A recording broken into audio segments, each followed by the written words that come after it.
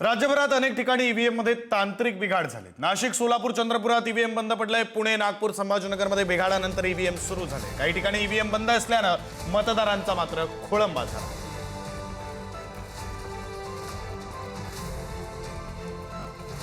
सहा दृश्य आपण पाहतोय, कुठे कुठे ईव्हीएम बिघडले आणि त्यामुळे मतदान खोळंबलंय, मतदार ताटकळलेले आहेत। कुठे कुठे हे झालंय तर नाशिक, विरार, चंद्रपूर, छत्रपती संभाजीनगर, धुळे, अमरावती अशा वेगवेगळ्या ठिकाणी ईव्हीएम मध्ये बिघाड झालेले आहेत। कुठे ईव्हीएम बंद पडले आणि त्यामुळे मतदार ताटकळलेले आहेत, मतदान खोळंबलेलं आहे। त्याची ही राज्यभरातली 6 वेगवेगळ्या ठिकाणची 6 दृश्य आपण आत्ताच्या क्षणाला पुढारी न्यूजच्या टीव्ही स्क्रीनवर।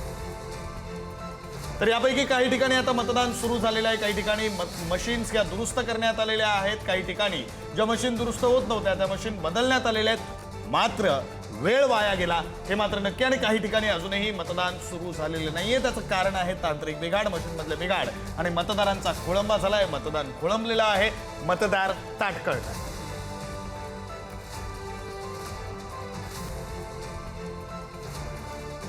विरार पूर्वेच्या मानवेलपाडा मतदान केंद्रामध्ये गोंधळ झाला। मोबाईल बंदी असताना काही राजकीय पक्षांच्या उमेदवारांनी मोबाईल घेऊन मतदान केंद्रात प्रवेश केला, तर नॅशनल शाळेच्या मतदान केंद्राच्या आवारामध्ये अवैध बूथ पोलिसांच्या भूमिकेवर अपक्ष उमेदवारांकडून आक्षेप घेण्यात आला। उमेदवारांची नाव असलेल्या चिठ्ठ्या घेऊन मतदान केंद्रात प्रवेश करण्यात आल्याचा आरोप केला जातो। आणि त्यांचे प्रतिनिधी ते चिठ्ठ्या काढून देतात आतमध्ये केंद्रात। हा कसलं चालू हे चुकीचं चालू आहे इथे सगळं। म्हणजे आम्ही आवाज उठवणार तेव्हाच इथे कळणार का इथे काळा बाजार चालू आहे म्हणून?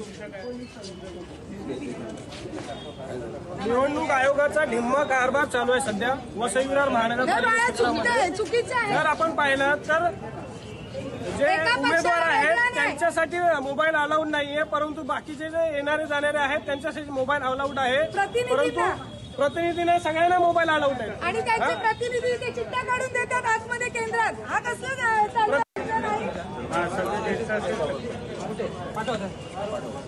हे चुकीचं चालू आहे इथे सगळं। म्हणजे आम्ही आवाज उठवणार